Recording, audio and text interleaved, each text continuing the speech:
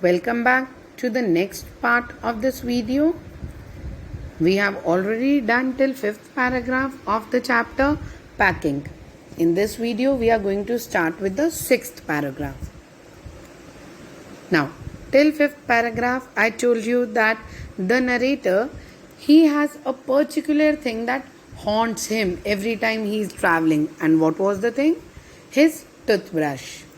Now in the 6th paragraph, you will read that the author, he is looking for his toothbrush. Let's begin. Of course, I had to turn every every ordinary thing out now. And of course, I could not find it. The author, he is taking out each and every ordinary thing from the bag, but he is not able to find his toothbrush.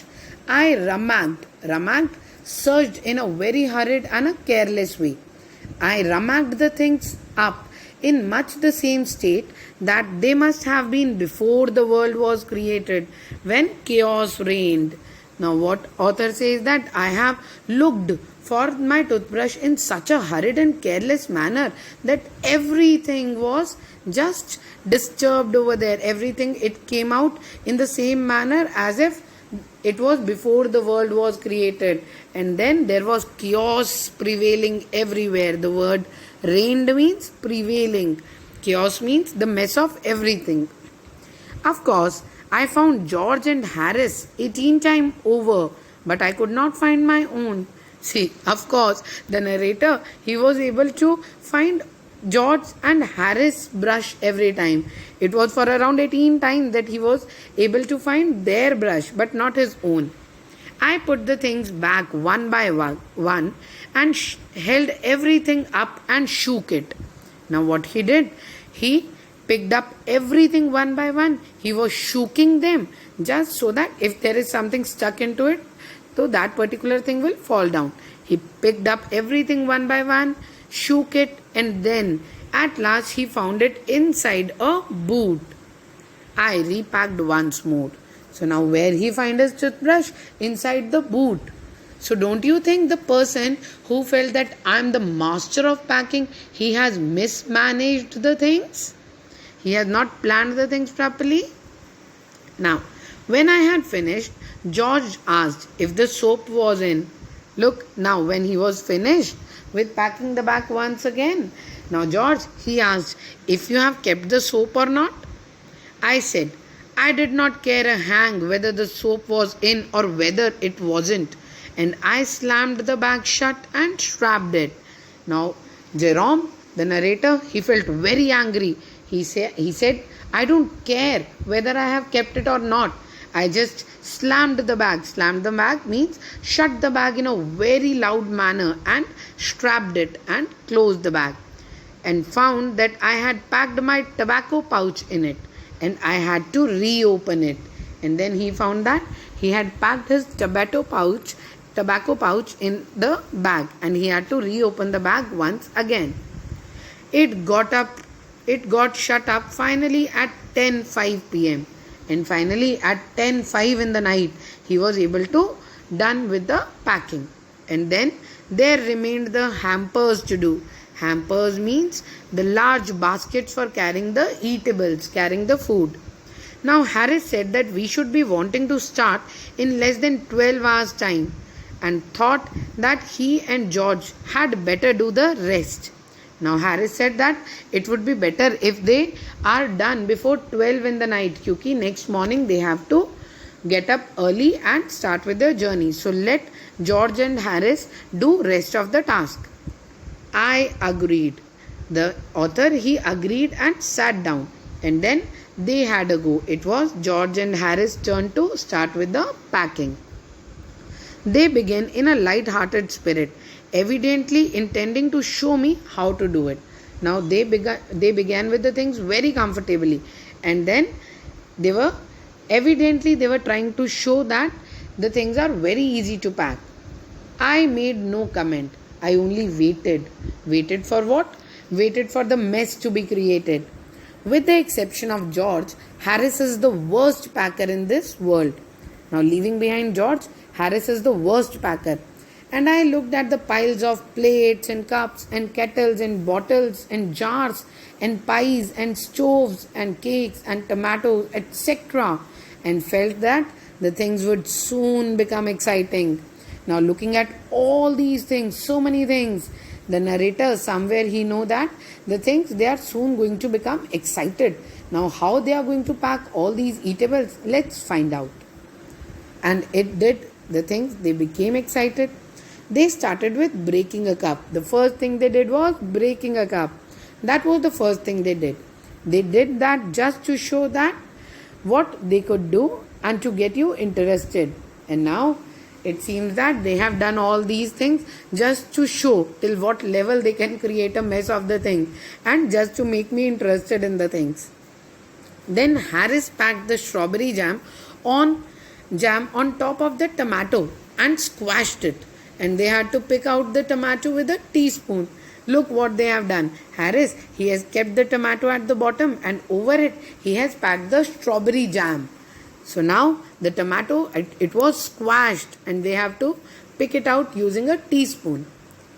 And then it was George's turn and he trod on the butter. Trod means he stepped over the butter. And I did not say anything, but I came over and sat on the edge of the table and watched them. See, now narrator, he is not leaving any chance. He just came and sat on the table and he is looking at those people. See, the narrator sitting here and looking at the person, looking at his friend George who has stepped over the butter. He is enjoying sitting there, right? Now, it irritated them more than anything I could have said. I felt that. Now the narrator, he was feeling that they were getting irritated much more than if I would have said something. It made them nervous and excited. They were nervous also and were excited too. And then they stepped on the things and put them behind them and then could not find them when they wanted them. What they were doing in nervousness, they were keeping the things here and there. They were keeping them behind them and then looking for the thing everywhere in the room, but they were not able to find where they have kept it. And then again, they packed the pies at the bottom and put heavy things on the top and smashed the pies in it. And they have smashed all the pies in that hamper. They upset salt over everything. Now they have spread the salt over everything. And as for the butter, talking about the butter, I never saw two men do more with 1 and 2 pence worth of butter in my whole life than they did. Now what narrator said that if I talk about the butter, with such a small quantity of butter, maybe 1 and 2 pence. Now these people, they have done so many things. They have created so much mess with the butter that I have never seen anyone doing such things with such a small amount of butter.